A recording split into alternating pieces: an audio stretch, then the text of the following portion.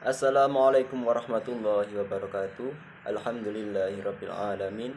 Pada video kali ini saya dan teman-teman akan membahas tentang komponen makna dan perubahan makna. Untuk yang pertama yaitu tentang komponen makna. Komponen makna atau komponen semantik, semantik fitur, semantik property atau semantik marker itu mengajarkan bahwa setiap kata atau unsur leksikal itu terdiri dari satu atau beberapa unsur yang bersama-sama membentuk makna kata atau makna unsur leksikal tersebut. Untuk menemukan komposisi unsur-unsur kandungan makna kata, kita perlu mengikuti proses sebagai berikut. Yang pertama yaitu pilihlah seperangkat kata yang secara intuitif kita perkirakan berhubungan. Kemudian yang kedua, temukanlah analogi-analogi di antara kata-kata yang seperangkat itu.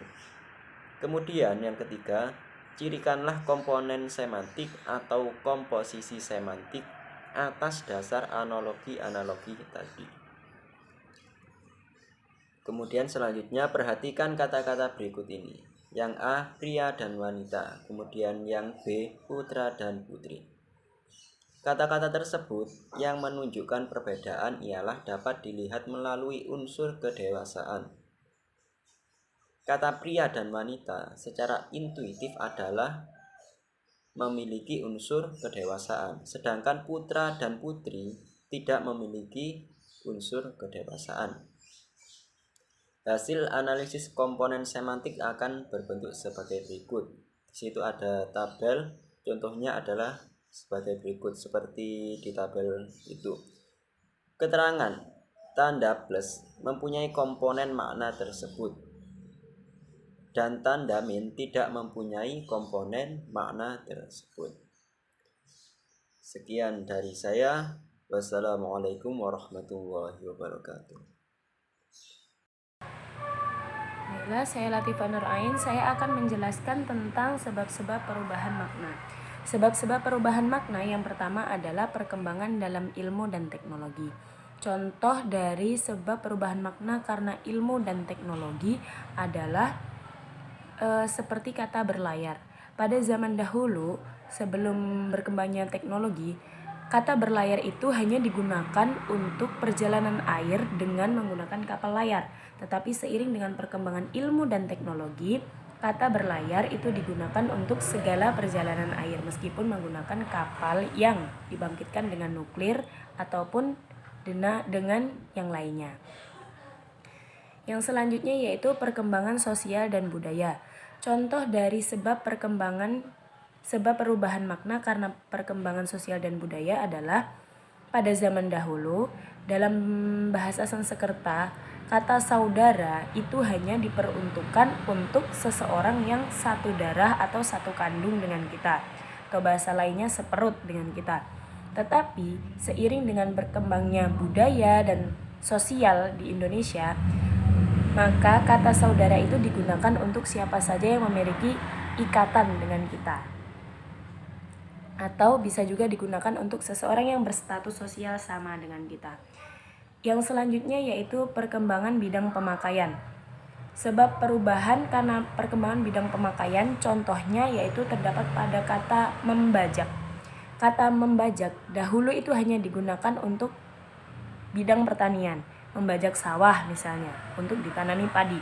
Tetapi seiring berjalannya waktu, kata membajak itu sudah bisa digunakan dalam bidang lain, tidak hanya dalam bidang pertanian. Contohnya, membajak akun orang lain, membajak pesawat, membajak CD dan lain sebagainya. Mungkin cukup sekian.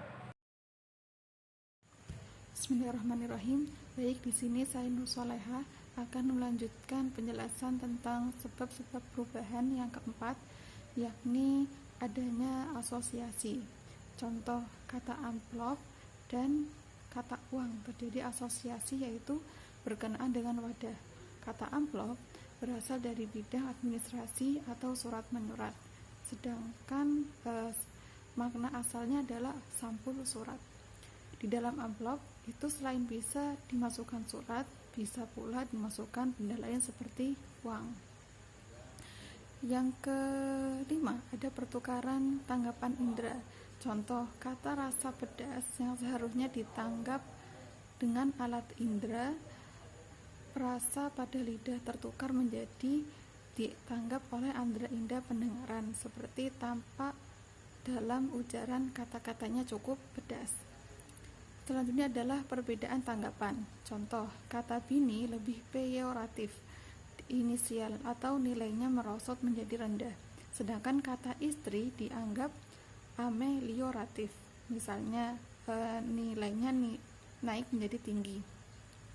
Dulu penggunaan kata bini adalah hal yang biasa dan lazim digunakan untuk menyebut pasangan hidup, tetapi karena berbedanya tanggapan, akhirnya kata bini dianggap sebagai peyoratif dan dibandingkan kata istri. Sekian dari saya. Bismillahirrahmanirrahim. Assalamualaikum warahmatullahi wabarakatuh. Saya di sini Syaiful Anwar akan melanjutkan sebab-sebab perubahan, yaitu adanya penyingkatan. Nah, sebagai contoh yang berkata ayahnya meninggal. Nah, tentu maksud meninggal yaitu meninggal dunia, tapi hanya disebutkan meninggal saja. Ada lagi ke perpus, maksudnya perpustakaan. Nah, sebenarnya dalam kasus penyingkatan kata ini bukanlah peristiwa perubahan makna yang terjadi, sebab makna atau konsep itu tetap. Yang terjadi adalah perubahan bentuk kata. Nah, kata yang semula berbentuk utuh disingkat menjadi bentuk yang lebih pendek. Yang kedua yaitu proses gramatikal. Misalnya kalimat ibu kota. Ibu kota, kata ibu akibat mengalami relasi gramatik dengan kota, akhirnya tidak merujuk kepada wanita, tidak merujuk pada kata wanita, tetapi pada tempat atau daerah. Nah, selanjutnya yaitu pengembangan istilah. Nah, memanfaatkan kosakata yang telah ada dengan memberikan makna baru, baik menyebutkan, meluaskan, atau memberikan arti baru sama sekali. Contoh, sandang, selendang. Nah, kini bermakna pakaian. Papan atau lempeng kayu kini menjadi perumahan atau rumah. Demikian yang dapat saya jelaskan. Kurang lebihnya mohon maaf. Assalamualaikum warahmatullahi wabarakatuh. Assalamualaikum warahmatullahi wabarakatuh. Di sini saya Qurrata A'yun akan menjelaskan pembahasan selanjutnya dari teman-teman, yaitu jenis perubahan. Jenis perubahan makna ada 5. Yang pertama yaitu meluas. Jadi kata yang awalnya bermakna sempit menjadi lebih luas. Contohnya kata saudara. Saudara dulunya adalah siapapun yang memiliki tali hubungan persaudaraan karena hubungan darah. Namun sekarang perubahan makna lebih luas, yaitu siapapun yang memiliki hubungan baik karena faktor kemanusiaan, keagamaan, sosial, dan sebagainya, itu bisa disebut dengan saudara. Selanjutnya, ini makna yang lebih menyempit. Menyempit yaitu dari yang lebih luas menjadi lebih sempit. Contohnya kata sarjana. Sarjana dulunya adalah siapapun orang yang memiliki pengetahuan atau kapabilitas ilmu yang luas. Sekarang maknanya lebih menyempit, yaitu orang yang lulus dari perguruan tinggi. Yang ketiga, perubahan total. Jadi makna di sini berubah total dari makna sebelumnya. Contohnya ceramah. Kata ceramah memiliki makna yaitu cerewet atau orang yang banyak berbicara, banyak ngomong. Tapi di sini dia berubah makna menjadi pidato atau uraian. Ada lagi pena. Pena dahulunya bermakna bulu. Bahkan mungkin kita kebanyakan tidak tahu kalau dulunya bermakna bulu, dan kita lebih tahu makna perubahan totalnya yaitu alat tulis, tinta untuk alat tulis gitu.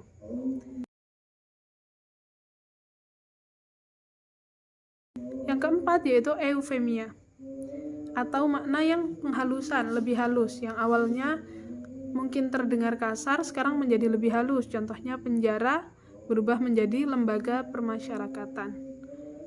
Ada lagi pemecatan. Pemecatan sekarang lebih familiar dengan kata PHK, pemberhentian hubungan kerja. Atau babu kan orang yang bantu-bantu di rumah, sekarang dibahasakan menjadi pembantu rumah tangga gitu.